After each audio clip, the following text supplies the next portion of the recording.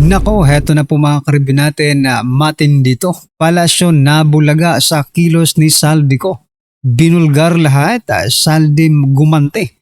Panic mode lahat mga kabayan. Yan po ang ating aalamin sa video ito mga karibin natin. Pero bago po natin simulan yan, palike naman po ng video ito. Malaking tulong po yan. Maraming salamat po. At eto nga, bago po natin yan i-play mga kabayan, ito unahin po muna natin itong si Attorney Harry Roque mga kabayan, no? Teka lang, ito po, no. Kasi sabi niya po dito, tambaluslos, dadalhin ko kayo lahat sa impyerno. Aba, ito pa lang si tambaluslos mga kababayan ay mayroong sakit or nagsasakit-sakitan lang. Ito, pakinggan po natin mula kay Attorney Harry Roque. Pasok.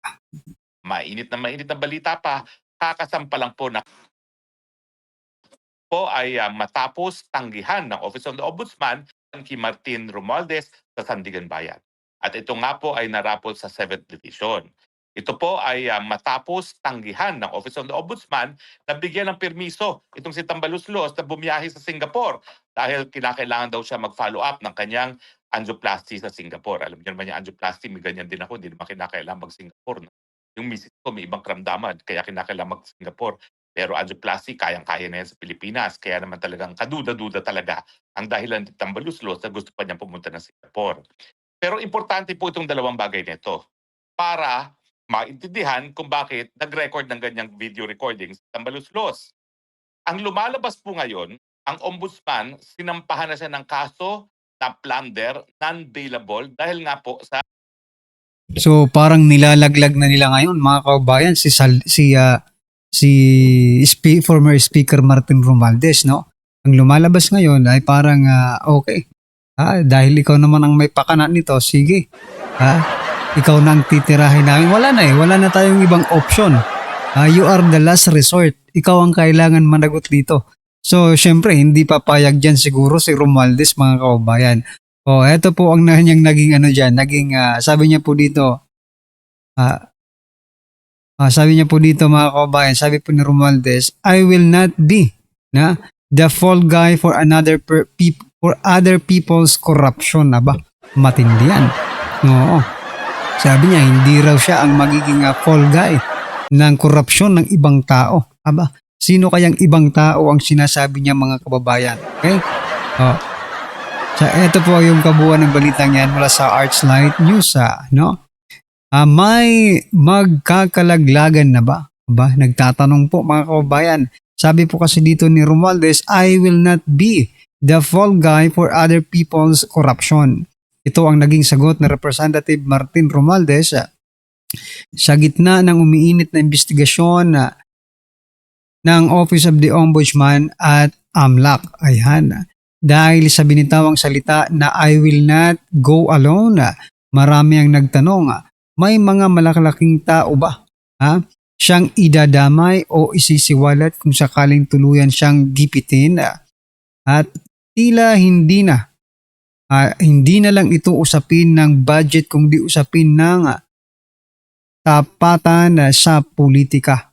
Ang pahayag ni Romualdez ay lumabas kasabay ng mga ulat na imbestigahan ang umano'y anomalya sa flood control projects, pati na rin ang mga hakbang ng Office of the Ombudsman na mag-endorso ng reklamo sa Anti-Money Laundering Council para sa posibleng pag-freeze ng kanyang ari-arian. Ayan na mga kababayan. Hindi na po natin kailangan pang sinasabi nila ay sinisiraan nyo sila eh. Eto ngayon, sabihin nyo sa amin, hindi na po namin kailangan silang siraan. Okay? Sila na mismo ang sumisira sa kanilang mga sarili. No? Sa kanilang grupo. Ayan na. Ito, napakalaking napakalaking pasabog ito. I will not be the fall guy for other people's corruption. No? Ito pong naging komento ng ating mga kababayan patungkol dyan. Sabi po dito ni Frederick, when the ship start to sink, denial is the heaviest anchor. Ayan na. Huwag kayong uto sa drama ng administrasyon na ito. Pakulo lang yan, malaking budol na naman. Ending niyan, mawawala na lang bigla dito sa Pilipinas ang mga sangkot sa maleta. Pero this is a good news kasi hindi naman hindi naman na pinayagan ni Remulla na makalabas. Pero hindi pa rin natin alam yung drama nila kasi, di ba? Nung una, pinoprotektahan nila ang isa't isa. Tapos ngayon, bigla na lang ganito. Oh, ito pa isang balita mga kaubayan. Sabi po dito ni Romualdez, sabi po ni Romualdez, the budget does not begin in the House. It begins, in the executive. Hala ka na. Ha? Sinong executive? Sino bang executive? Diba? President Bongbong Marcos Jr. So meaning yung pinatatamaan po dito ni Romualdez ay si President Bongbong Marcos Jr. mga kaubayan. Diba? As simple as that kung iintindihin po natin. Ang sinasabi po ni Romualdez dito, etong kanyang statement na ito, walang iba kundi si President Bongbong Marcos Jr. So nagkakalaglagan na po ba dito? Magkakaroon na po ba ng rahinuran, ng magpinsan? O yan po ang ating aabangan mga kaubayan. Kasi ito kahit ako, hindi rin naman ako papayag na ako lang, for example, napakarami nating nagnakaw, for example, di ba? Ako lang ang ako lang ang paparusahan. Yun ang gusto kong i-point out dito, that Romualdez is talking now. Kasi nabalitaan niya na nahuli na si Saldico. Diba? Napaka-coincidental naman kung yung pagpapagamot ni Romualdez, may sakit pala biglang nagkasakit nung nahuli si Saldico. Gusto niyang umalis, diba? Dahil papasok si Saldico. Dahil nga pinotektahan niya si Saldico noon, ngayon sa kanya wala nang nagpoprotekta kasi tinitira na siya. Yeah. This is a good news mga kaubayan. Sila na mismo ang naglalabas ng kanilang baho. Ito pong naging komento ng ating mga kaubayan patungkol dyan. May babanatan na naman si Chucky Claire. Ayan, Abangan po natin yan kay Auntie Claire kung anong masasabi niya. Bobo, ayan. Totoo, Dracula versus the Wolf of Forest. Walang naniniwala sa'yo. Nagturo ka pa. Kayo lang naman dalawa magpinsan mong mastermind, correct? Di masabi-sabi pangalan ni Bobo mo. Oo nga Di masabi-sabi ang pangalan ni President Bongbong Marcos Jr. Tignan nyo na lang pinalitan nyo lang executive. But, in other words, executive is BBM. Nako po. Sabi pa po dito, maganda aral yan sa atin. Lahat silang resign kasi magtuturo yan, kailangan kagaya ni Madriaga. Lahat may evidence kung sangkot man sa katiwalian Pangulo. Bakit niya nilabas? Yan. Malinaw lang dito, even may Martin, si Chisco, sila tatlo pinakaulo nito kaya dapat evidence talaga. Anong sila? Si Martin daw, si Chis at si Ko ang pinakaulo ng lahat ng ito.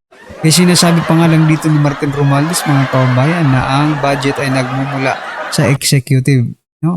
Executive ba si Ko? Executive ba si Martin?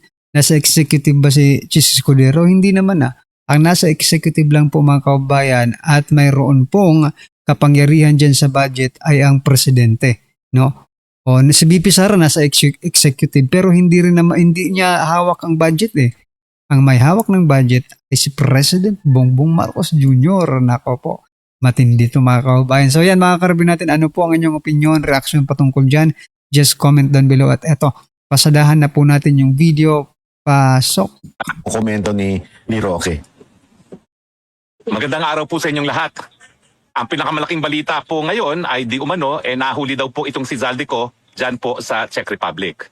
Well, kailangan naman po ngayon, pag-usapan natin ano bang katotohanan at ano bang mga fake news. Una siguro sa katotohanan ay si Zaldico ang kaisa-isahang testigo na nagsasabi na ang korupsyon ay nagmumula mismo sa presidente. Yan ay sinabi niya dahil nung siya ay chairperson ng Committee on Appropriations sa Kamara de Representante, nagpasok ng 100 billion na insertion si presidente. Hindi lang po yan, Sinabi rin niya na siya mismo nag-deliver ng 25% ng 100 billion or 25 billion kay presidente mismo. At ang pwedeng mag-corroborate dyan ay yung mga text messages ngayon na linabas at unang isinapubliko ni Congressman Leandro Leviste, Ayan. So, hindi natin masasabi na kwentong kutsero na parang kay Madriaga yan kasi merong mga corroboration. Ang lang natin, yung katapatan sa bayan at katapangan nung maglolo na Bersamin na sabihin nga ang totoo nang malaman natin kung totoo nga ba at makokorroborate ang sinabi ni Zaldico. Pero sinabi rin ng mga 18 Marines na sila ang mga pinag-utusan ni Zaldico para mag-deliver ng sangkatutak na pera. At alam naman nila kung saan nila dineliver at kung kanino dineliver ang mga salaping ito. So pwede rin yan makorroborate. Pero ngayon po, ang balita ay naaresto na ba si Zaldico? Well, ano na naman ang facts at ano na naman ang fake news? Ang facts ay siya ay nasa Europa. Ang fact ay meron siyang Philippine passport. Ang fact ay ang Sandigan Bayan ay nagkansila ng kanyang passport. Ngayon, ano ngayon ang sinasabi ng Malacanang? At walang iba pa kundi ang presidente nagsalita. Ang sinasabi niya, unang-una, napahuli daw nila si Zaldico. Well, katotohanan mo ho yan o hindi? Well, ngayon, nagbigay linaw na itong si Interior Secretary John Vicremulia, hindi po Philippine government ang nagpa-aresto. Di umano, si Zaldico ay pumasok ng walang dokumento ng Czech Republic galing ng Germany. So, parang ang lumalabas dito mga kaubayan, nagpangkalat po ng maling balita ang presidente. Diba? Kasi sa kanya galing to mga karabin natin, no?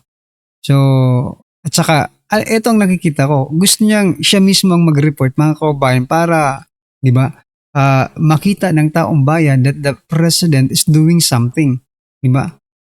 Parang yun ang, parang papasikat siya mga karabin natin. Yun po ang nakikita ko dito, Ibig sabihin, ang fact na alam natin ay yung Sandigan Bayan ay pinakasila kanyang passport. So mukhang siya ay nagtangka na pumasok ng Czech Republic nang pinakita ang passport, ang nanay-check, yan ay revoke na. So talagang dahilan yan para siya ay ma-detain ng immigration authorities at kung hindi siya hihingi ng asylum, yan ay dahilan para magkaroon ng summary deportation. Pero, ano ba ang proseso sa Czech Republic? Ito po, pinag-aralan ko na. Ang proseso po dyan, bagamat po pwedeng ma-detain siya hanggang 1 taon dyan, no? Pero at the average 90 days, bago siya ma-deport, ang katotohanan ay sa unang 7 araw ng pagkakadetain niya sa kanya, kinakailangan sabihin ng Czech authorities kay Zaldico na po pwede siyang humingi ng asylum.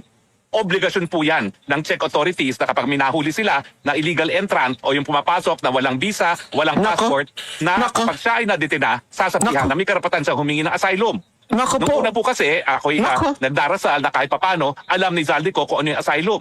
Nakampante po ako nung aking sa pag-aaral, nalaman ko, obligasyon ng mga otoridad sa Czech Republic na sabihan siya tungkol doon sa karapatan na kumuha ng asylum. Ang mangyayari lang po dyan, habang siya ay pinaprocess sa asylum, ng kanyang asylum, siya ay mag-i-stay sa isang asylum center. Pero hindi po yung pagkakakulong. Para po yung asylum center na tinuluyan ko rin sa Netherlands, habang kinukuha ang aking mga biometrics, ine-examine ako ng medical na mga doktor, dahil mahirap nga po kung ikay lalabas pa ng kampo. Dahil yung pila sunod-sunod, ang gusto nila, nandun na yung aplikante para madali lang makausap.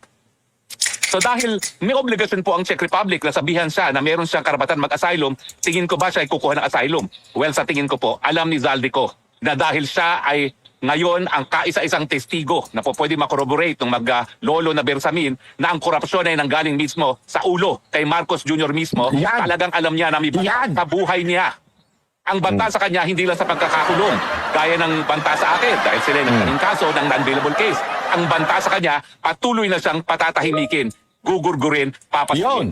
At yan po ay napakalakas na basihan para magkaroon ng asylum. Ang tanong ko lang is gaya na nangyari sa akin, saan ba nag-issue ang kanyang visa sa Shenzhen? Dahil bagamat pwede siya humingi ng asylum sa Czech Republic, kung hindi naman Czech Republic ang nag-issue ng kanyang visa, papupuntahin pa rin siya doon sa lugar na nag-issue ng kanyang visa. Pero sa akin, walang kaduda-duda. Yung pagiging whistleblower niya, yung pagsabi niya na Marcos Sr. mismo ang arkitekto ng korupsyon dito sa flood control at sa DPWH, yan po ay enough reason para siya ay talagang patayin ng mga puwersa na isang patahimikin. Sino ang gustong pumatay? Usapan ng lahat itong si Zaldico. Bakit? Kasi si Zaldico, kung talagang siya ay hindi susupilin sa pamamagitan ng pagkukulong o kaya naman pagpapatay, siya magpapatunay na merong responsibilidad ang Marcos Sr. Ang Marcos Jr. Si Marcos Jr. Si Bongbong sa katiwalian. At wala pong ganyang testigo siguro maski sa sarili niyang ama, si Marcos Sr. Napaka-importante po ng testimonya ni Zaldico. Kaya naman, bagamat hindi ko sinasabi na wala dapat siyang pananagutan, ang katotohanan, kung wala ang testimonya ni Zaldico, mahihirapan tayong maparusahan ang Marcos Jr. at ang kanyang pamilya. Tandaan natin, ang in-expose niya, korupsyon hindi lang ni Marcos Jr. doon sa 100 billion, kundi yung smuggling. Smuggling pati sa pagkain na ginagawa ng First Lady Di Umano at ng kapatid ni First Lady Di Umano. Dadali mo. Zaldico, kung nasan ka man, karapatan mong humingi ng asylum. Sasabihan kanila na may karapatan kang humingi ng asylum, humingi ka lang.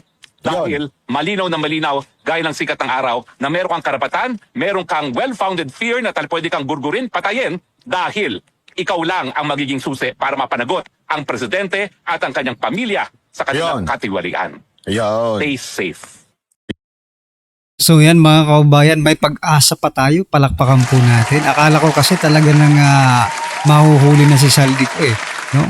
Akala ko talaga, kasi pag nahuli yan mga kaubayan, dalawa lang po ang pwedeng mangyari dyan. Pag hindi po bumaliktad, no? Paninindigan niya. Pero mas mahihirapan siya kung paninindigan niya yon. Kasi gobyerno po ang kanyang kakalabanin, no? Ang maaari pang mangyari ay mag-recant siya doon sa bagay, wala naman siyang dapat i-recant di ba? Kasi hindi pa daw siya under oath ng mga panahong yun. So, ang posible dyan, bumbaliktarin niya yung kanyang mga sinabi. At posibleng Duterte pa ang masisi. Di ba?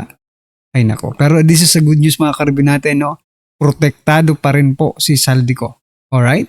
Ayan mga kababayan, ano po ang inyong opinion, reaction patungkol po dyan? Just comment down below. At syempre, huwag pong kalimutang i-like ang video ito. Malaking tulong po yan. Maraming salamat po.